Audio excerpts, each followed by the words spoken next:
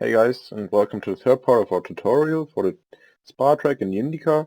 We're going to take a look at turns 10, 11, 12 and 13 now, so from Pouhon all the way to Stavelot basically, for important corners for your lap time.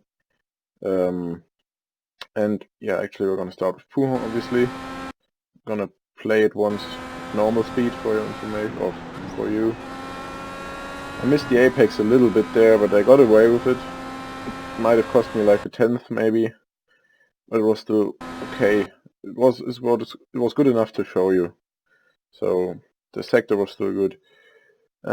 First thing I noticed here, many guys use this curb here on the outside. I wouldn't do that because I really want to have the car as planted as possible. So you see me just not using it, going close to it or leaning on it a little bit, but not really getting on the banked pit. As we actually are on our braking point here. So we've got the lights here, which are just before my braking point. This gate, I don't really know if I really look at that, because at this point you normally look towards the apex. But just before this curb ends, and just before the number 13 marshal post, I guess it is, and the gate here, just around here is my braking point, as you can see on the left as well. Just tap the brakes. We're coming in 6th gear here. You can take a look at the speed again. 273 top speed before that corner, and then we go down like 30-40 kilometers for the first apex and 1 gear down to 5th gear. So slightly tapped, or yeah, hit the brakes like 30% as you saw, and then I decided, okay, that's enough. Just minor bit of trail braking there. I'm already back on the power actually. Oh no, that was the downshifting thing again. Still trail braking a little bit, and now at this point I notice, or I knew, okay, it's enough. I've done enough of slowing down and the line is okay.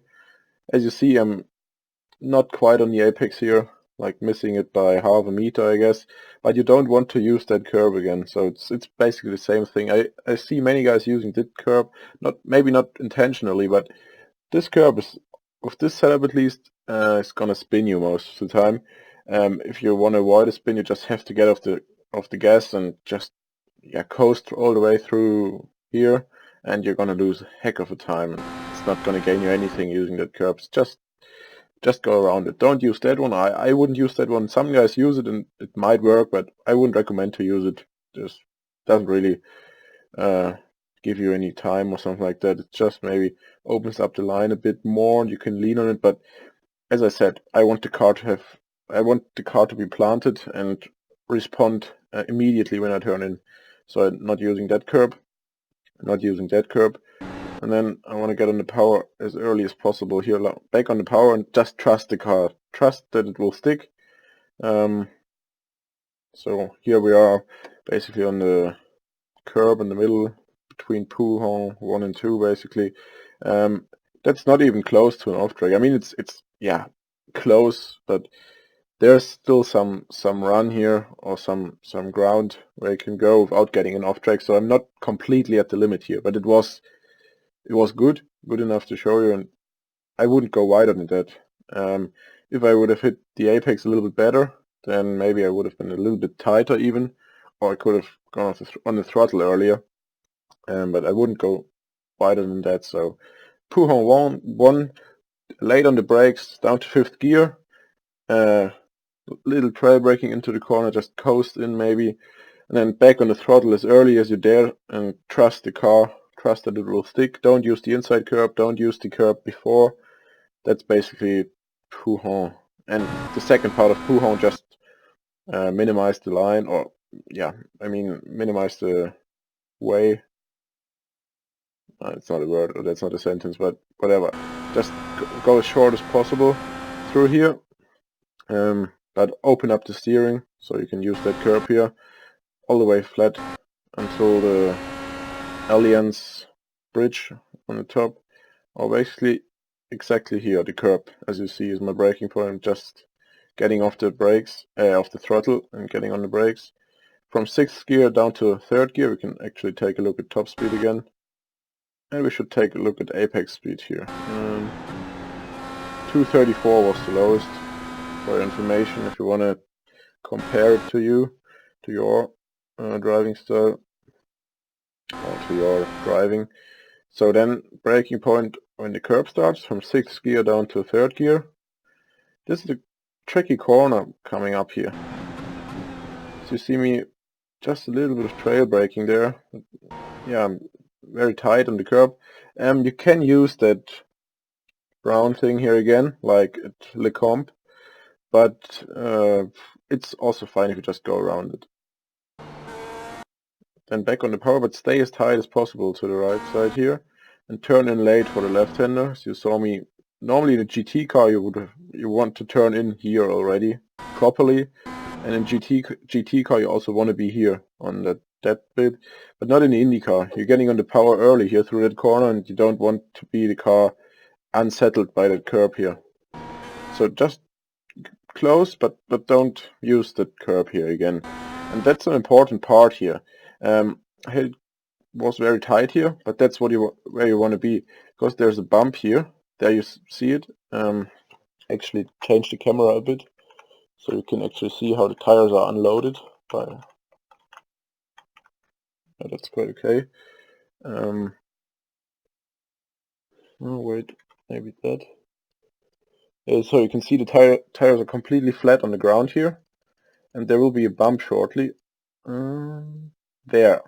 And it's hard to see, and probably because I was that tight, it's not a big difference, but there's definitely a bump here. You can see the car moving a bit as well to the top. If you look at the rear wing, now it goes up a bit, down and up. It's hard to tell, but it definitely is, like I say. And if you hit that bump at first, if you're a little bit wider than me, like the line I take is fine.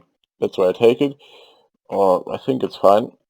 But if you're a little bit wider, this bump will obviously put you even wider, and then from that curb here to the green, concrete thing, there's a bit of a, like 5 centimeters, I think, after the drain is a little bit banked towards the green bit, so there's like a 5 centimeter drop here, and that will, if you even survive the first bump I'm talking about, which will put you wide or spin you, if you survived it and you're just gonna get put wide, then it's very hard to survive the second drop here.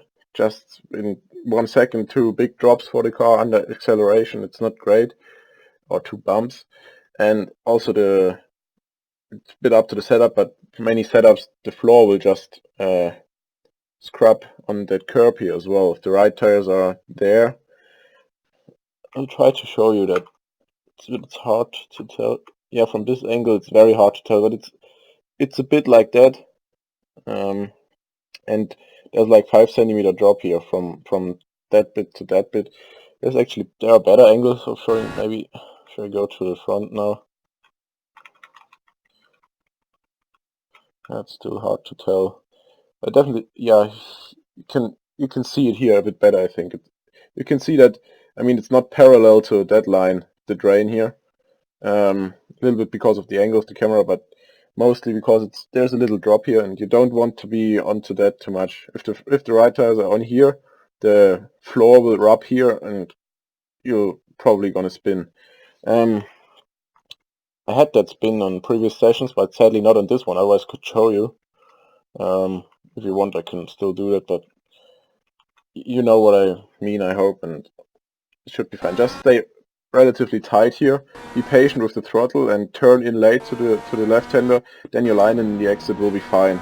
So you can get on the power very early here, right on the apex. Gonna take a look at the apex speeds here again. So 3rd gear now through here. 158, I think it was. Then down. Not even braking for the left-hander, just getting off the power again. Not fully on the power between these two, because you don't want to do that. If you're accelerating too much between the two corners, then the line through the second one will be messed up, and there's no straight here whatsoever to gain time, but the straight afterwards you can gain some time. Plus, it's important to not hit these bumps on the outside there, otherwise you'll just crash. And yeah, rather be a little bit safe and don't use too much throttle between the two corners. And then Apex speed here again is like 260, 268. Stay tight, patient with throttle, don't run too wide, otherwise you'll hit the first bump, which can spin you, but will put you wide, and then the second drop here, which will spin you or can put you wide again. Rather spin you though. Happened quite often to all of us in practice, I can tell you. And then basically you're full on the throttle again, and up to 4th gear.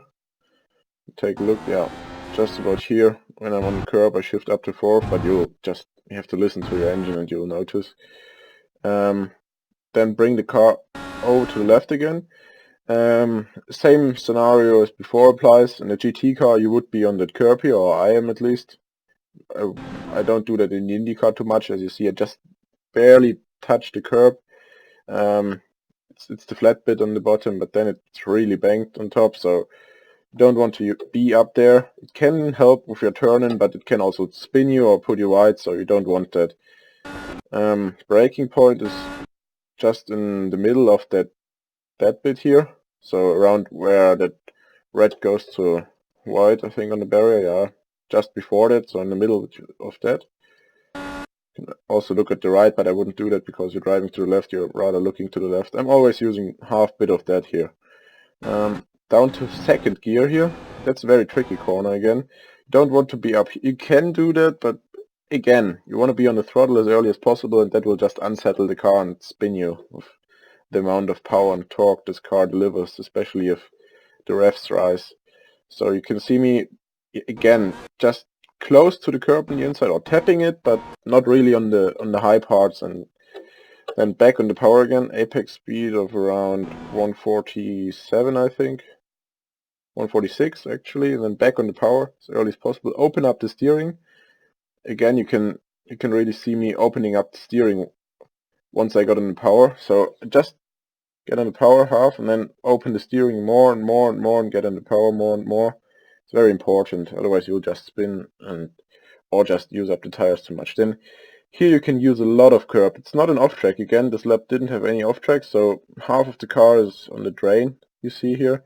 And as you're already at almost 200 k's when you enter the curb, you've got plenty of downforce and you can afford to run onto the AstroTurf. Also the speed is quite high already. 3rd gear when you hit the curb as well. And just run wide and stay on the curb. In the GT car you really want to maximize the amount of road you use here on the left, but it's not that important in an Indy car because the next corner is easy flat, but we'll talk about it in the next video, in the last one of the track. We finally made it around then, but still one video to come. Again, I will play the whole part once more in full speed, and I hope it helped you. If you have any questions, always hit me up, as always.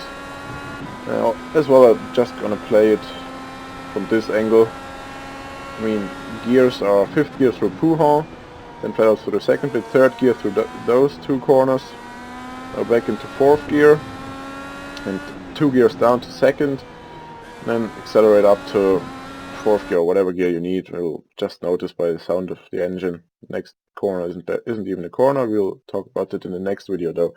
The sector times, or sector time, even though I deleted it here, it was a 18.610. 18.610. Here you've got the track conditions again, 30% usage and 39 degrees track temp. I hope you enjoyed the video, or at least you learned something. And we'll see us hopefully in the 4th bit and the last bit of the lap, completing it. And actually we've got 2 sector times in the last bit to discuss, but it's not much to do. So have fun, have a nice day, and thanks for watching. See you guys.